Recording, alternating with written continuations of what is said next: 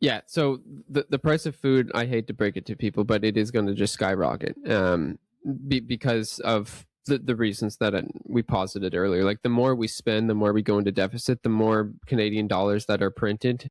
It's not that the price of food is going up. The price of food is staying the same. The number that you see the on like the price of the carrot, like that number is rising. The value of that carrot is the same, right? It's just that there's more money in circulation now, and so the number has risen, and the value of the carrot is exactly the same as it was before. Like we perceive that as skyrocketing costs, and the reason why we perceive it that way is because wages don't keep up. Like if we want to talk about what a universal basic income might look like maybe universal basic wage increase would be like something that would actually help us, because I mean there's a lot of nuance there as well. But what I'm saying is when you work for money, you're actually engaged in a trade, and like an economic transaction at that point in time. You're selling your time. You're buying money with your time. Okay, when you go to the coffee shop and you buy a cup of coffee, you're selling your money for coffee. You're buying coffee, and that's usually where we end that sentence. I'm going to go buy a cup of coffee.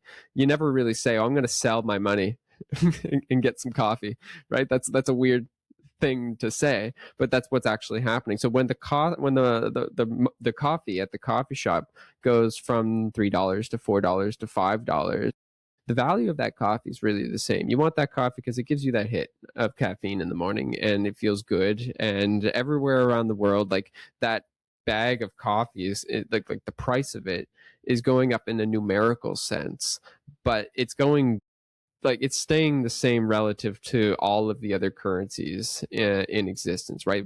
Every currency in the world right now is being devalued. They're all going down. It's just who's going down faster, right? Right now, the Canadian dollar is going down really fast. It's really fast. And like all of the policies that we have in place indicate that we're going to continue to have the decline of the Canadian dollar, and it's going to accelerate. So like my take on UBI is like if we're going to hit this brick wall, you might as well have every Canadian sitting on a pile of cash. Like it might provide us with a bit of an airbag.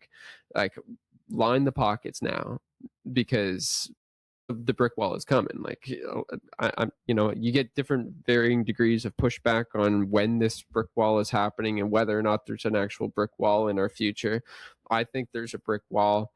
Like I'm prepared to have that discussion with whomever wants to have it, but to me that's very clear that that's going to happen. So then the discussion is, okay, well, how comfortable do you want to be when we hit it, right? Well, you want to be in a nice car with an airbag, and a lot of people are they're just not in that comfortable spot. Like we're all struggling basically.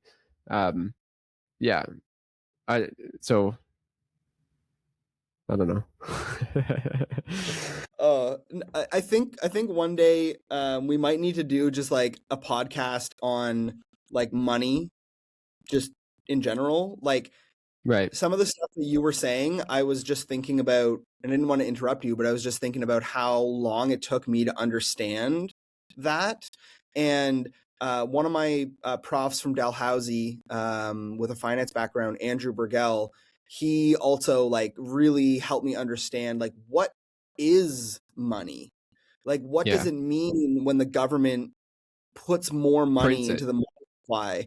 And like it took me like 2 years and several courses with him and reading your old newsletter and like watching some videos because I'm a nerd and I wanted to learn more. Like it really took me time to understand. So if you're listening to this and you're totally lost in what Keegan just talked about, like I would have been too the first time I was hearing that. Like, but it's important to really understand these things. Like we're living through hyperinflation, and to Yes. to really truly understand the mechanics of money is crucial.